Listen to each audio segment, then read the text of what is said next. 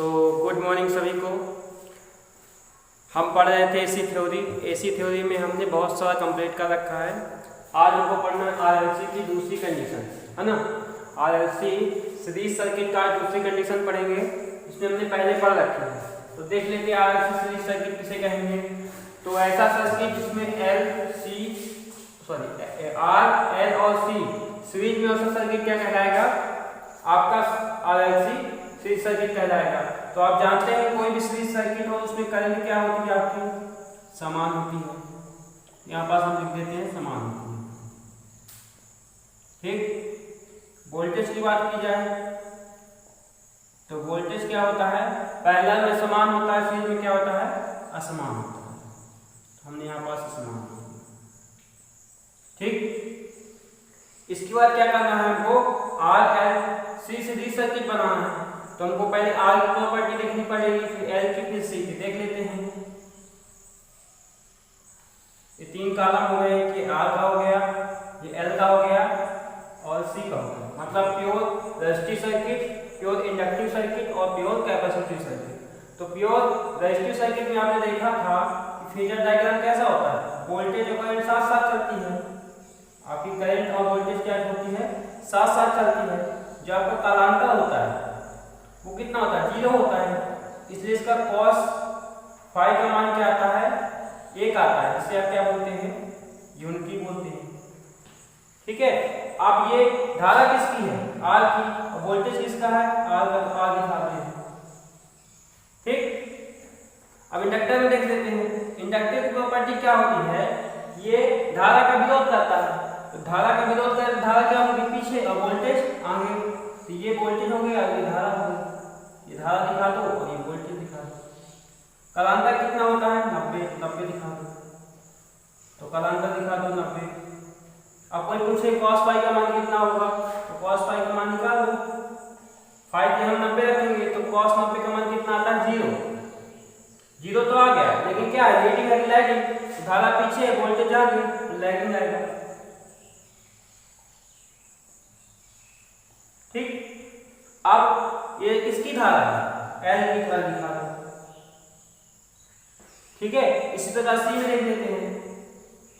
सी में क्या होगा आपका, ये किसका विरोध करती है, वोल्टेज का विरोध करती है। तो धारा क्या रहेगी आगे, ये धारा दिखा दी, ये नीचे दिखा दी हमने वोल्टेज। ये वोल्टेज हो गया और ये धारा किसकी धारा, सी की, सी का वोल्टेज। अब कालांतर की बात की जाए तो कालांतर कितना होता है, 90 डिग्री। 90 दिखा दो। cos फाई का मान कितना आ जाएगा, cos 90 का मान कितना आता है, 0। तो 0 दिखा दो। पर लीडिंग आएगा लैगिंग, धारा आगे है वोल्टेज पीछे, तो लीडिंग आएगा, तो लीड कर दो। ये लीड हो गया, मतलब अग्रगामी पश्चगामी। तो हमने यहाँ पास क्या दिखा दिया, लीड दिखा दिया, मतलब अग्रगामी हो गया। अब अगर इन तीनों को मिला देंगे तो क्या बन जाएगा आपका, आरएलसी सीरीज सर्किट बन जाएगा। तो मिला दो, इन तीनों को एक साथ मिला देते हैं। ये अपनी हो गई एक लाइन और एक अपनी लाइन हो गई। ठीक, इसमें दिखा दो धारा। ठीक है, धारा तो हमने क्या लिखा था, समान लिख रखा है। तो धारा क्या होगी, एक ही धारा होगी। इसे हम इसको क्या कर सकते हैं, आईटी बोलते। वोल्टेज कौन सा होगा इसमें, इसमें वोल्टेज आपका ये वाला होगा, वीआर का वोल्टेज होगा। ऊपर वाला वोल्टेज कौन सा है, वीआर का वोल्टेज है, और नीचे वाला वीसी का वोल्टेज। हो गया, इतना ही तो है इसमें। तीनों को उठा कर रखेंगे तो ये आएगा। ठीक है, आप देख लेते हैं कंडीशन इसमें हमने क्या लगाई थी। पहली कंडीशन हमने ये लगाई थी कि अगर एक्सएल बड़ा है एक्सी से, एक्सएल और एक्सी आप जानते हैं। ठीक है, तो इसमें क्या होगा, वीआर बड़ा होगा वीसी से। ये हमारी पहली कंडीशन थी। तो हमने क्या किया था, को अगर वीआर बड़ा है लेकिन कितना बड़ा, उसको कैसे पता करेंगे, तो वीआर माइनस हमने क्या कर दिया था, वीसी कर दिया था। ये तो पहली कंडीशन थी आपकी, है ना। अब दूसरी देख लेते हैं। दूसरी कंडीशन क्या कहती है कि अगर एक्सी बड़ा है एक्सएल से, तो भाई क्या होगा, वीसी बड़ा होगा वीएल से। पर हमें पता लगाना कितना बड़ा है, वीसी बड़ा है कितना बड़ा। तो क्या करेंगे कि वीसी माइनस क्या कर देंगे, वीएल कर देंगे। तो हमको क्या आंसर क्या जाएगा, कितना बड़ा है ना। ये क्या देते हैं, इसको बड़ा बनाना तो बड़ा दिखा दो,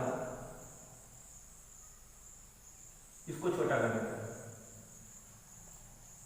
VL हो गया, ये VC हो गया बड़ा।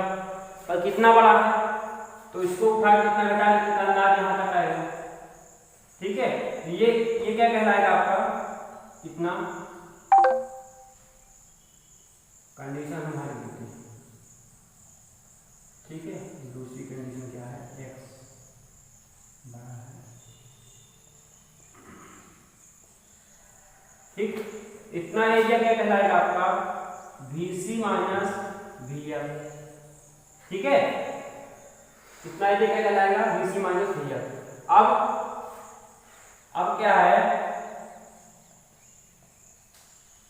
ये रेखा इस रेखा को बराबर मान सकते हैं ना, क्योंकि आमने सामने की रेखा क्या होती है, बराबर। ये रेखा यहां तक हो गई, तो ये मान यहां से यहां तक उठा कर देते हैं। ये मान कैसा आ गया, VC माइनस VL हो गया।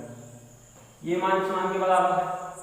ठीक है, अब हमको क्या बनाना है, पाइथागोरस प्रमेय लगाना, उसके लिए त्रिभुज बनाना पड़ेगा। तो ये रेखा हम क्या करते हैं, मिला दिए। ये क्या कहलाएगा अपना, VT कहलाएगा। क्यों VT कहलाएगा, ये क्या है, VC मतलब कैपेसिटर की वोल्टेज, ये क्या है, इंडक्टर की वोल्टेज, और ये क्या है, रेजिस्टेंस की वोल्टेज। तो अपनी जो टोटल वोल्टेज होगी इन्हीं तीनों के बीच में होगा ना, है ना, वही निकालने के लिए हम क्या लगाते हैं, पाइथागोरस प्रमेय लगाते हैं। तो हमको निकालना क्या है, टोटल वोल्टेज निकाल लेते हैं। टोटल वोल्टेज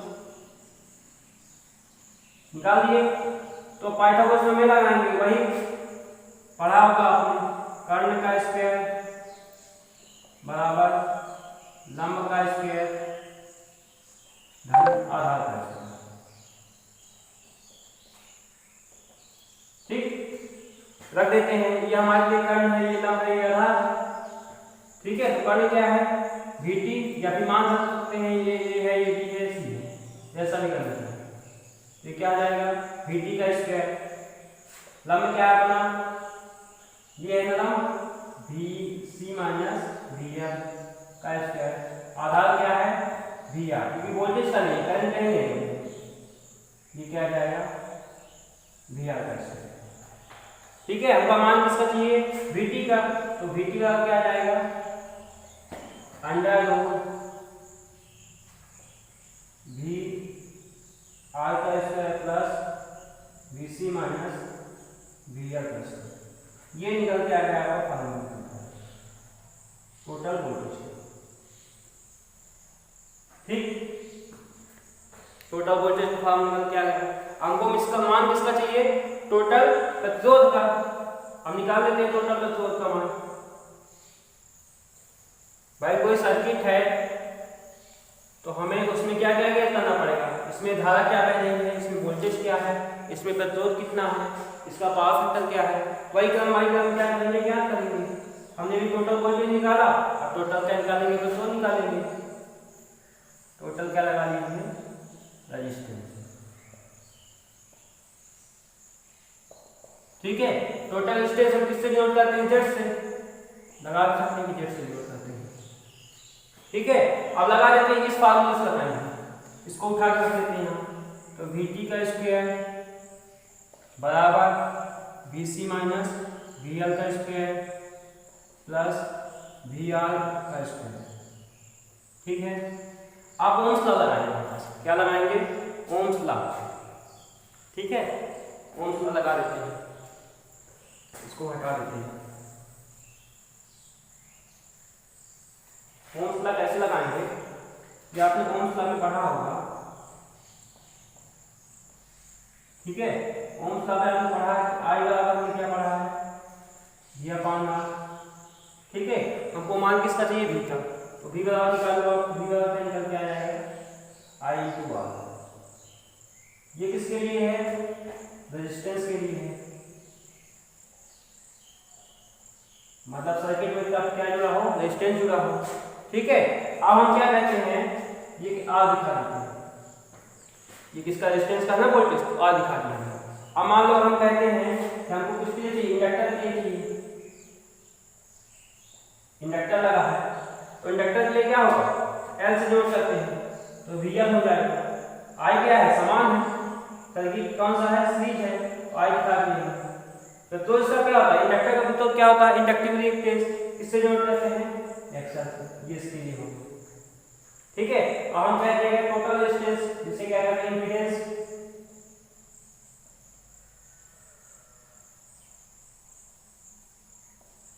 ठीक है, इंपीडेंस बोलते हैं। इंपीडेंस में क्या आ जाएगा आपका, मतलब टोटल रेजिस्टेंस, इसे क्या बोल देंगे, टोटल रेजिस्टेंस, टोटल रेजिस्टेंस बोल देंगे। तो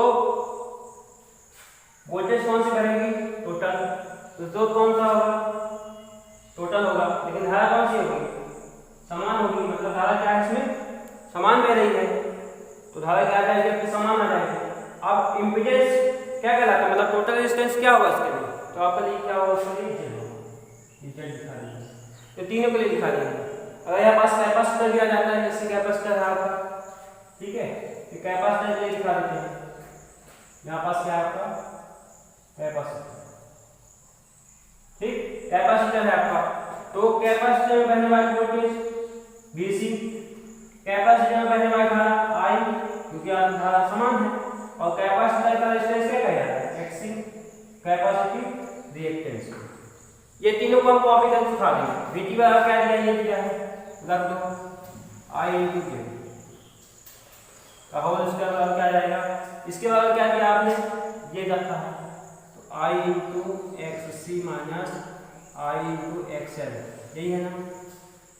इसके बाद क्या रखा आपने, ये रखा है I × R, ठीक है। यहाँ पास टोटल करंट भी दिखा सकते हैं, क्योंकि धारा क्या है, T है, टोटल करंट। अब हम क्या निकालेंगे, इससे I बाहर निकलेगा, इससे I बाहर निकलेगा, इन दोनों से बाहर निकलेगा, तो I से क्या आ जाएगा, कैंसिल हो जाएगा, तो बचेगा क्या, Z बराबर बचेगा R², ये वाला, फिर XC माइनस XL का स्क्वायर, हमको Z का मान चाहिए ना, Z² का, तो इधर पाई में उधर काय में आएगा अंडर, ये आ जाएगा आपका अंडर, ठीक। ये किसका मान आ गया, टोटल स्रोत का मान आ गया, ठीक। अब टोटल स्रोत आ गया, टोटल वोल्टेज आ गया, तो टोटल आई निकाल लेना, निकाल लेते हैं टोटल करंट। तो ये लिख दिए हमने टोटल करंट, T बराबर क्या होता है, V/R, ठीक है। तो यहाँ पास V कौन सा होगा, टोटल होगा, T दिखा दो, टोटल तो किससे जोड़ करते हैं, Z से, Z दिखा दो, ये आप क्या करें, टोटल करंट,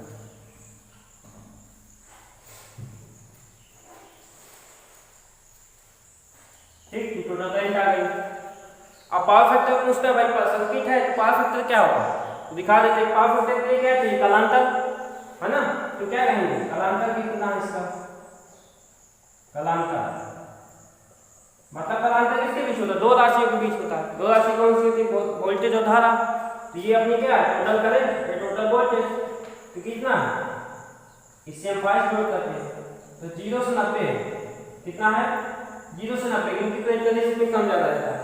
ये आपकी वोल्टेज हो गई और ये आपकी करंट हो गई, तो ये कितना है, 0 है, और यहाँ से आता 90, तो मतलब 0 से 90 के बीच में होता है।